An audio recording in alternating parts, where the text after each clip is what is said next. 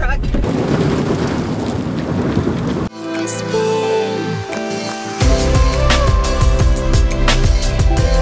Hi, it's your favorite abandoned warehouse weirdo, Sarah here, with a truck review. It's the all-new 2020 Golf Mike Charlie Sierra 2500 Hotel Delta Alpha Tango 4. That was so hard to do so quickly. Anyway, today I'm reviewing this guy off-road because I'm not Motor Trend. I don't have trailers just sitting around so I can show you how well this thing will tow. But it is an off-road package, so yeah, I'm taking it off-road after I show you some stuff that's important about this vehicle here. This truck is absolutely full of features and buttons and gadgets and wizards and things to screw with. So I'm gonna do my best at showing you everything that stands out to me. And if I don't cover something, good thing there's brochures on the interwebs to research the rest of it. There are plenty of vehicles out there that you can fold the mirrors on, but this one you can erect the mirrors and fold them and wave at other trucks driving down the road. What? Sorry. Now, because it is the AT4 package, it has the black accents, and because it is Summit White, it looks like a stormtrooper, a big pissed off stormtrooper. And also notice it has cameras in the front because it has 15 cameras on this truck. I've never seen carpeted wheel wells on a truck before. You see it a lot on cars because it cuts down on noise in the cabin, but I've never seen it on a truck, let alone an HD truck. And speaking of HD, if you notice, these 20-inch wheels have 8-lug hubs because it's heavy duty. And these beefy meats right here are 275, 65, 20-inch tires. They're Goodyear Wrangler all-terrains. Holy shit! The fucking drive shaft on this thing is the size of a telephone pole. Oh my God. Obviously, if you're spending this much money and getting this big of a truck with a 6.6 liter Duramax in it, you're gonna be towing or hauling something in the bed. But if you're short, don't worry, this truck's got you covered because it's got the steps on the corner of the bumper and right here at the cab corner.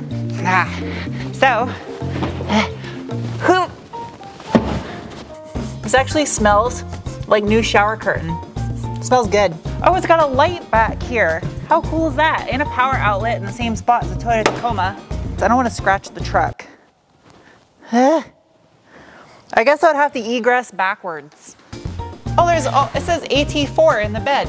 That's really cool. And it's got provisions for a fifth wheel. Even cooler. Yeah. This right here is not a tailpipe. It is a chicken cannon. This thing's tailpipe is so girthy, it'll shoot chickens out of it. Hands down, this is my favorite feature about this truck. The tailgate is a multi-function tailgate. It has 6 different positions, and it's electronically controllable by buttons on the tailgate and inside the truck. Watch. Ready? Haha, 1. Hello truck, here's position 1. Now, there's also buttons down here you can do it with. You can lift this guy up. That will stop wood and items from falling out of the back of the truck. And then there's also this. Oh, wrong one. And then there's also this. Haha. And here's a oh shit handle. So you can climb in the back and this is so nice. You can have a picnic back here. And there's cup holders, a big one and a little one on each side, built into the tailgate. You could like camp in the back of this truck and it's rubber undercoated or bed lined. You can do whatever you like if you spend this much money for a truck. I feel like I'm gonna hit my face on this, so I'm gonna fold it in now. It says a lever, it locks in. But yeah, I like this. So you can fold the lower half of it completely in, so that way you have to reach and grab something, you have more room to access it.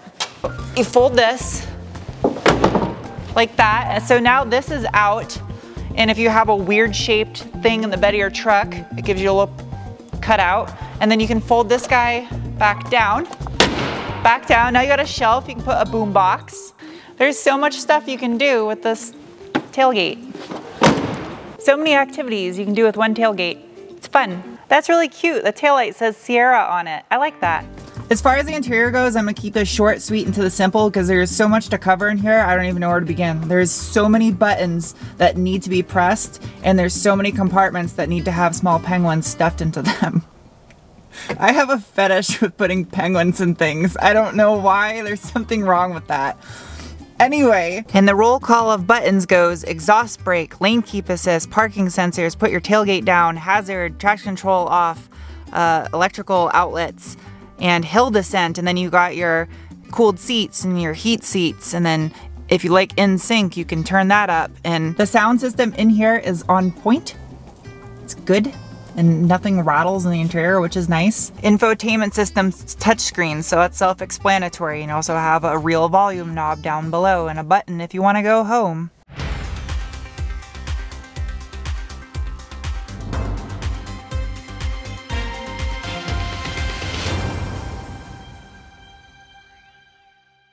A review would not be complete without a report from the back seat, so my lovely assistant reporter will now give you a weather report from the back seat. How is the weather, Kyla? Oh, the weather is nice.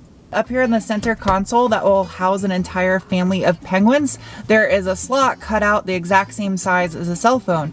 So even though it holds your phone pretty well, I'm sure if you slammed on the brakes hard enough, it would eject your phone off of the top of the center console and land perfectly in the wireless charging pad below. Can you fit like laying flat across? Do you fit? Can definitely lay back here. There's a compartment in the back seat that I discovered will completely blow your mind. So Kyla, in the back, in the seat back, pull that little tab. What the? There's a hidden cubby in the back of the seat. Whoa, that's cool. Because this is the AT4 package, it does have AT4 embroidered in the seats, which is really nice. And I love how it's black interior, but there's little thin strips of brown in here, as long as brown stitching that goes on your dash and on the steering wheel. It's a nice classy touch. Has a black headliner, which I'm a huge fan of and definitely belongs in a truck like this because a light colored headliner would get really dirty really quickly. As far as tech goes, this does have plenty of safety features like you'd find on any normal car, except this is a massive HD truck. The park sensors on here, typically when you're parking a vehicle, they would just beep to alert you that there's an object near you that you're about to run over. Well, this vibrates the butt of the seat, which the first time it did it scared the absolute shit out of me. That's kind of weird wording. But anyway, it alerts you by vibrating your butt. It's kind of nice. I wish you could just set it on alert constantly and just get a nice massage while going down the street.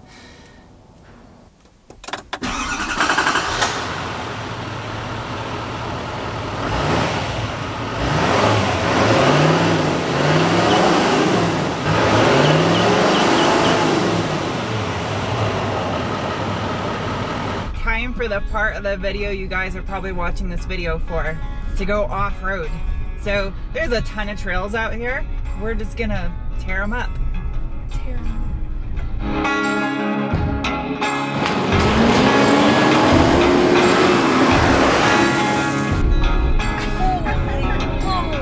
Before we get going with the rest of the off-road review, the four-wheel drive settings in this truck, it is in auto mode right now, which is kind of like all-wheel drive. It just, when it needs the assistance of all four tires, it will sense and act accordingly. Then you got your 2 high, which shows you it's high by pointing up, 4 high by pointing up, 4 low by pointing down. That's kind of cute. So I'm actually gonna keep it in 2-wheel drive for most of the trail because I don't believe in using 4-wheel drive unless I need it. Of course, it has the 360-degree camera, and then you can change it so you can directly see looking down on the camera, and my GoPro looks massive. There's also this really cool camera that shows you like your truck, a virtual truck, and then there's the side cameras. You can tap it again, another side angle of the truck, which again would probably help with towing if you're going around a corner.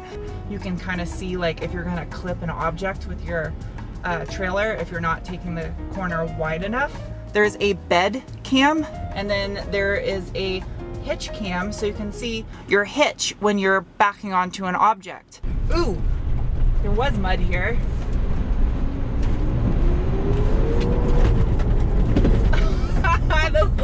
this thing will just shred dirt. Oh my god. so much power. I mean, there's a little bit of hesitation when you initially give it the beans, but I mean, once this thing builds boost, it will rotate the earth in the opposite direction of the tires. Hello, and welcome to This Truck is Too Big to Fit in My Garage Science with Sarah.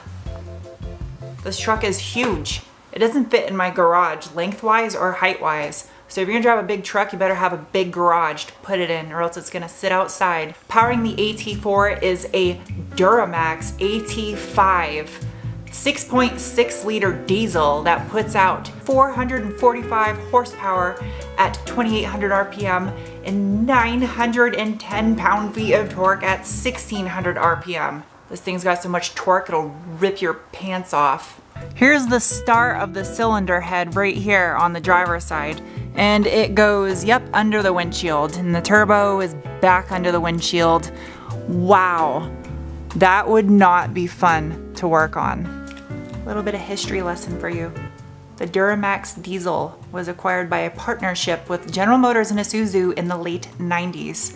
Prior to that, General Motors used the Detroit diesel in their trucks, which your girl here actually has experience working on.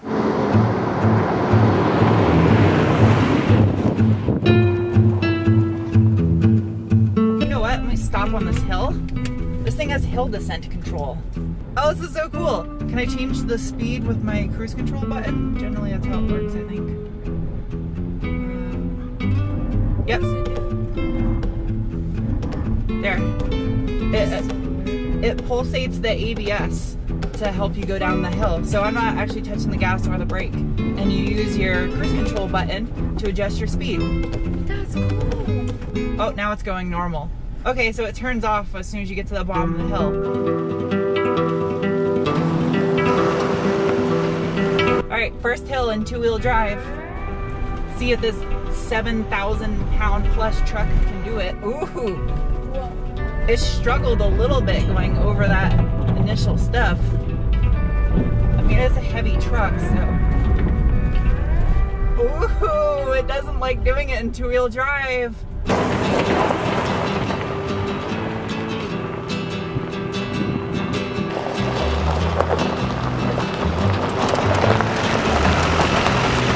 Oh, my butt vibrated. Oh, I was like, what was that? It's because it's so long that it'll high center really easy off-road. Ooh. It doesn't want to, ooh. It's like, I'm heavy, I don't want to do this.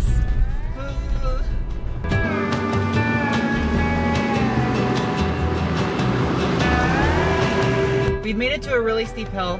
The test is to see if it'll make it up in two-wheel drive. Last time, the Toyota Tundra, it took 2 attempts to do this hill in two-wheel drive. This truck's a lot heavier. Leaving it in two-wheel drive, it is in off-road mode for terrain select. I'll give it that much. Ready? Give it the beans. Get it, truck. Oh, come on.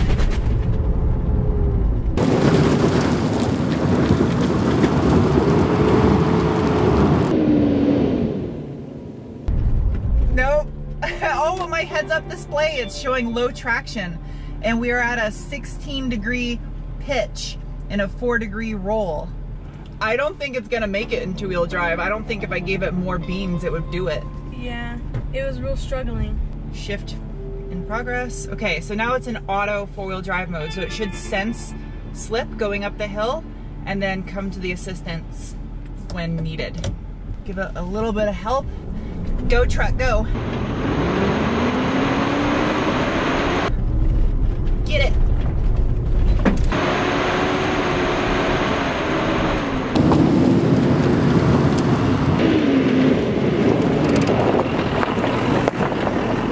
Oh, shoot. I made it.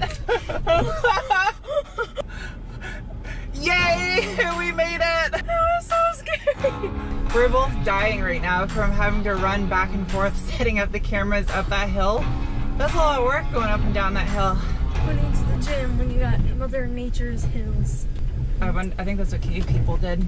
2 garage sciences, 1 Sarah. The power is put to the ground through an all-new Allison 10-speed automatic transmission, which, I'm sorry, I have to say this, but It reminds me of driving a CVT because it's a diesel and the RPMs don't change that much, so when it changes gears so often, it's just right there in the peak power band all the time.